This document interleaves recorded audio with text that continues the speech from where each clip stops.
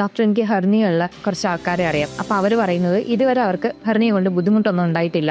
അപ്പോൾ ഇത് ചികിത്സിക്കേണ്ട ആവശ്യമുണ്ടോ എന്നാണ് അവർ ചോദിക്കുന്നത്. ഡോക്ടറിൻ്റെ അഭിപ്രായം എന്താണ്? പക്ഷേ ഈ ചോദിക്കുന്ന ആൾക്കാർ കോംപ്ലിക്കേറ്റഡ് ആയിട്ടുള്ള ഹെർണിയ അതിൻ്റെ ട്രീറ്റ്മെൻറ്റ് എപ്പോഴെങ്കിലും കണ്ടിട്ടുണ്ടെങ്കിൽ പിന്നെ ഒരിക്കലും ഈ ചോദ്യം ചോദിക്കില്ല.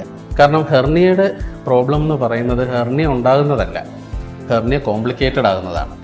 ഞാനൊരു ഉദാഹരണം പറഞ്ഞാൽ, വിഷമുള്ള ഒരു പാമ്പിനെ എടുത്ത് നമ്മൾ പോക്കറ്റിൽ ഇട്ടുകൊണ്ട് നടക്കുന്നത് പോലെയാണ് ഒരു ഹെർണിയ കൊണ്ട് നടക്കുക എന്നുള്ളത്. ഇപ്പോൾ ഹെർണിയ കോംപ്ലിക്കേറ്റഡ് ആകുമ്പോൾ എന്താണ് സംഭവിക്കുക?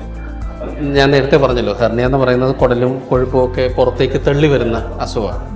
ഇത് തള്ളി വന്നിട്ട് തിരിച്ചകത്ത് പോകുന്നിടത്തോളം കാലം നമുക്കൊരു പ്രശ്നം ഉണ്ടായില്ല.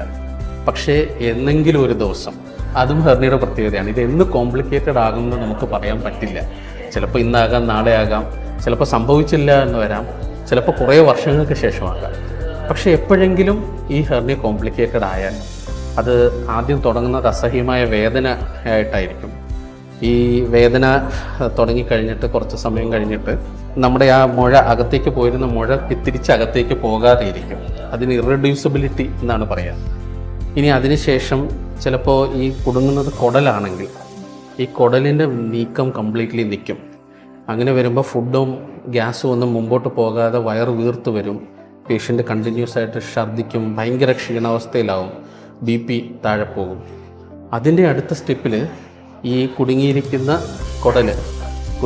കുടലിലേക്കുള്ള രക്തയോട്ടം നിൽക്കും. അങ്ങനെ രക്തയോട്ടം നിന്ന് പോയി കഴിഞ്ഞാൽ ഈ കുടൽ കറക്കും, അത് അഴുകിപ്പോകും. അപ്പോൾ ഈ കുടലൊക്കെ അഴുകിപ്പോവുക എന്ന് പറയുന്നത് വളരെ ഡേഞ്ചറസ് ആയിട്ടുള്ളൊരു ലൈഫ് ആൻഡ് ഡെത്ത് സിറ്റുവേഷനാണ്. ഓർക്കണം, ഇത് വളരെ സിമ്പിളായിട്ട് നേരത്തെ ചികിത്സിക്കാവുന്ന ഒരു ഹെർണിയായിരുന്നു. അപ്പോൾ ഇത് നമ്മൾ ഒരു ലൈഫ് ആൻഡ് ഡെത്ത് സിറ്റുവേഷനിൽ എത്തിക്കുകയാണ് ചെയ്തത്. ഇത് മാത്രമല്ല, ഒരുപാട് എക്സ്ക്യൂസസ് പേഷ്യൻസ് പറയാറുണ്ട്. ഒന്ന്, ഈ പറഞ്ഞതുപോലെ അവർക്ക് സിംറ്റംസ് ഒന്നുമില്ല, അതുകൊണ്ട് ഹെർണിയ ചികിത്സിക്കണമെന്ന് ചോദിക്കാറുണ്ട്. രണ്ട്, അവർ പറയാറുള്ളത് ഇപ്പോൾ പെട്ടെന്ന് ഇത്രയും പൈസ ചിലവാക്കണോ, എന്തെങ്കിലും പ്രശ്നം വരുവാണെങ്കിൽ അതൊരു എക്സ്പെൻസായിട്ട് എടുത്താൽ പോരെ എന്ന് ചോദിക്കുന്ന ആൾക്കാരുണ്ട്. മൂന്നാമത്തത്, ഈ പറഞ്ഞതുപോലെ ഇത്രയും നാളായിട്ട് ഞാൻ ഹെർണിയ കൊണ്ട് നടക്കുന്നു, ഇതുവരെ എനിക്ക് പ്രശ്നമൊന്നും ഉണ്ടായിട്ടില്ല. അപ്പോൾ ഹെർണിയ കോംപ്ലിക്കേറ്റഡ് ആകുന്നത് വരെ അതിന് പ്രോബ്ലം ഉണ്ടായില്ല.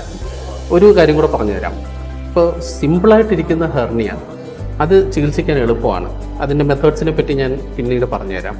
പക്ഷേ ഒരു കോംപ്ലിക്കേറ്റഡ് ആയിട്ട് ആയ ഹെർണിയ അത് ചിലപ്പം ഓരോ ഓപ്പറേഷന് പകരം 2ഉം 3ഉം സർജറിയൊക്കെ വേണ്ടി വരും. ഫോർ എക്സാമ്പിൾ, ഈ കുടലൊക്കെ അഴുകി പോകുന്ന സർജറി ആണെങ്കിൽ ആദ്യം നമ്മൾ വയറ് മുഴുവനായിട്ട് തുറന്ന് ഈ കുടലെടുത്ത് ആ അഴുകിപ്പോയ കുടലിനെ കട്ട് ചെയ്ത് മാറ്റി, ചിലപ്പോൾ അത് യോജിപ്പിക്കാൻ പറ്റിയില്ലെന്ന് വരും.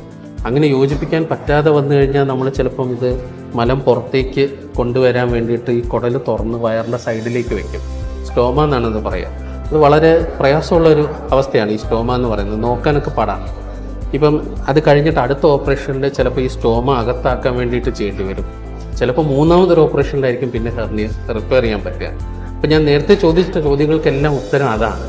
കോംപ്ലിക്കേഷൻ ആകുന്നത് എപ്പോഴാണെന്ന് പറയാൻ പറ്റില്ല. ഏറ്റവും നല്ലത് കോംപ്ലിക്കേഷൻ ആകുന്നതിന് മുമ്പ് ഹെർണിയ ചികിത്സിക്കുക എന്നുള്ളതാണ്. Thank you doctor.